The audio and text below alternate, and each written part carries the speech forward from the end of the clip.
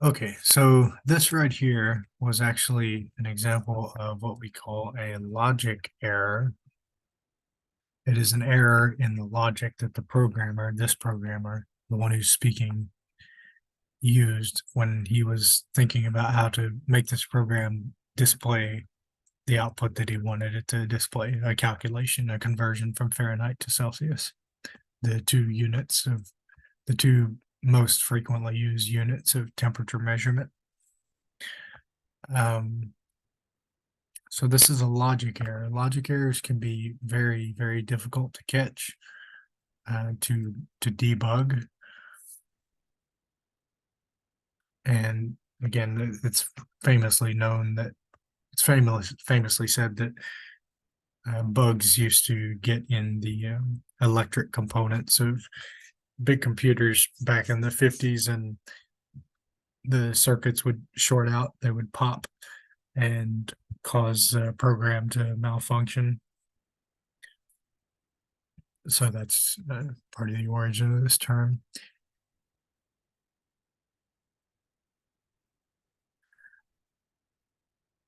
So syntax errors are things like, the most common example is probably the omission of a semicolon. This is a syntax error. As you can see, it says syntax error here.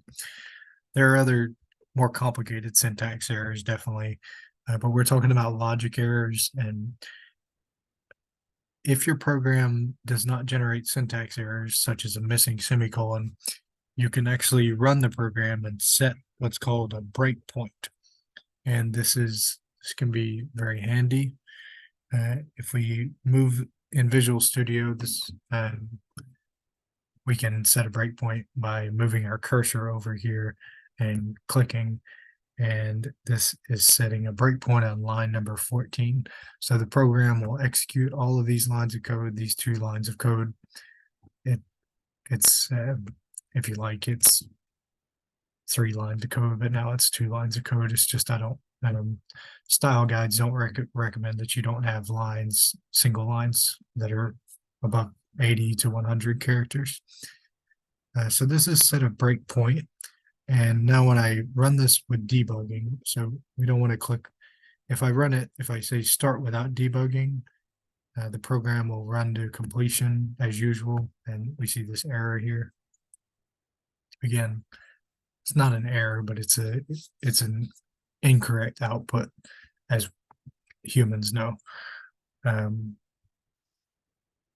So I can start without debugging to ignore that breakpoint. This is the difference between these 2 buttons. But if I run with debugging, the local Windows debugger, we see that the terminal, this thing called the console or the terminal, the screen that displays text, it's just blinking at us because the program is not done executing yet. We can step forward by clicking this down arrow. There's step into, step over, and step out of. We'll get into that when we talk about functions. But for now, I'm just going to click step, and you'll notice this arrow here. Step, it steps to line number 16.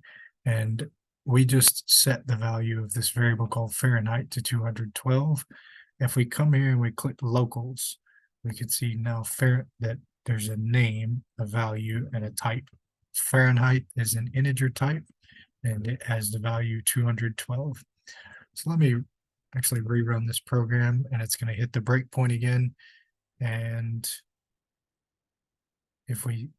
so now we see Fahrenheit as the value 32 because I initialized it up here, but we stopped at this point. If we step, you see this red value. That red means it was recently updated. So we just executed this assignment instruction operation. We don't see the output Celsius boiling point on our terminal because we've yet to execute that. If I put my mouse on this, usually this displays that, okay, that little tooltip, this is the next statement that will be executed. And you can actually drag this arrow around, but that's kind of probably a crazy thing to do at the beginner level. Okay, so we step, and we've generated this output now. But This debugger tool is a very nice thing to use. We can see the values of variables. In this case, it's a simple example, but this is a very good tool to use for complex programs. Setting a breakpoint, coming over here with your mouse and clicking, setting a breakpoint. You have to stop this, and then you can set multiple breakpoints. Like right here, you're curious about what's happening. Right here, you're curious about what's happening, so you can set multiple.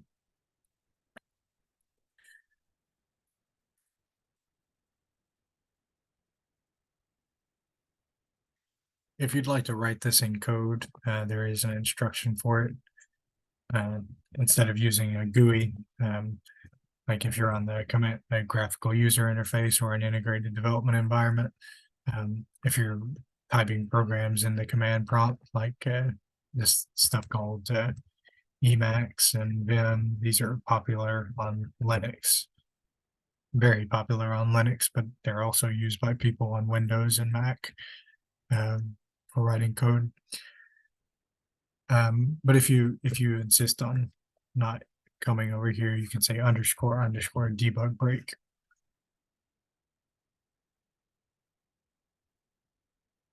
And type a semicolon. And now if we run with debugging, it will hit that breakpoint. And breakpoint, the term makes sense. So you're hitting a point at which you're breaking the flow of execution of a program. Okay, and now we can continue. But if you like to do this in code, you can do that. That would actually be the thing to do if you want to submit an assignment and have it run on my machine, on somebody else's machine. Okay. __. It's a special thing. Not like our typical functions like square root, typical built-in functions.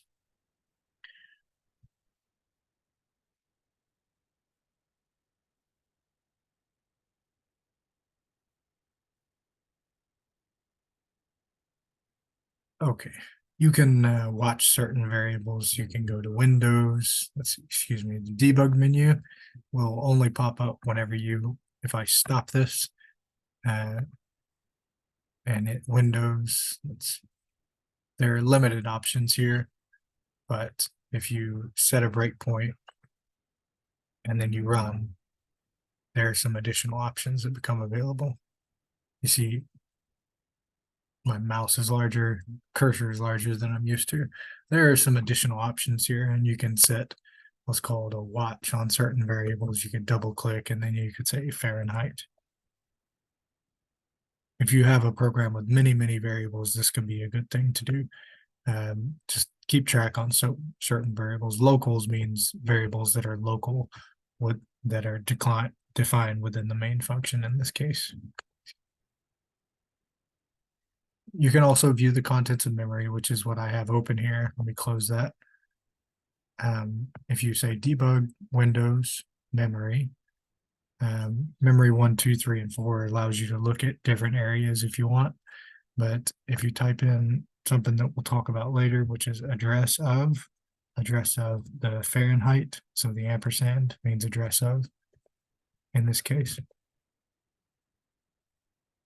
Address of Fahrenheit, you see the value 20, and you might think that why is this saying 20 and not 32? Because it displays 32 here. But if we open up the Windows calculator and we type the decimal value 20, excuse me, a hexadecimal value 20, it has the decimal value 32. We won't talk about converting hex to dec, but just take the calculator's word for it and also take the word for it of this program. It says hexadecimal display. You can change it to signed display, so now it says plus 32. It depends on your preference, and you also see it says 1 byte integers, so each of these is 1 byte. This 20 right here, that's 8-bit. The 2 digits, it's 8 bits. Let me not go into that too deeply. You learned about it in a computer organization or architecture class. But many tools exist in the debug menus. You can also look at the amount of show diagnostic tools will show you the amount of memory that a program is consuming.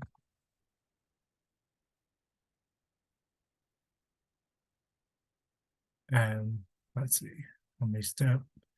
So it's a very simple program, but while a program is running, if you have a loop or something that's consuming some amount of memory, then you'll see a little bar graph displayed here. And you can actually increase the amount of disk that that Visual Studio is allowed to use and the amount of memory that it's allowed to use. So you want to be careful with stuff like this, potentially. But that is where you have access to that. And finally, the last thing I can point out about debug options is this wonderful ability to view assembly code. So these are memory addresses. This is an assembly instruction. This is a register. This means quad word, double word. So I won't go into this in great detail, but you can also step through assembly instructions one by one. So one, pop, return. You can get into some incredible detail here and debug your program very thoroughly, meticulously. Again, assembly is something you typically talk about in computer organization and architecture.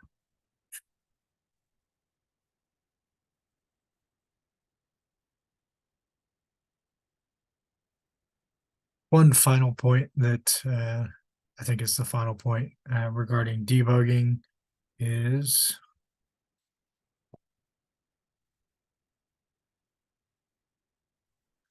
let's see.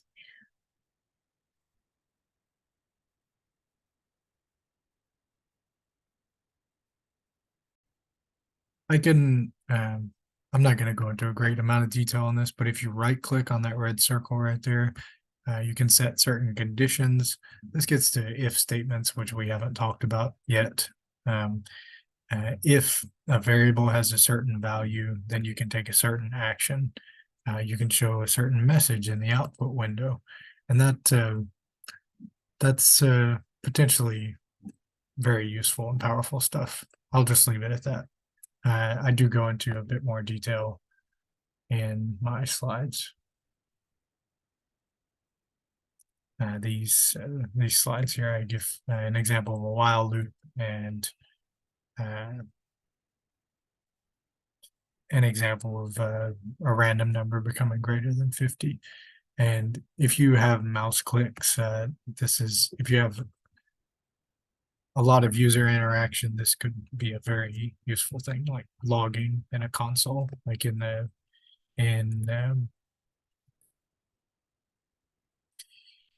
if you open up the developer tools, as they are sometimes called, in a browser, you can see console, and this is a handy tool to be aware of. And it's kind of similar to this setting actions business.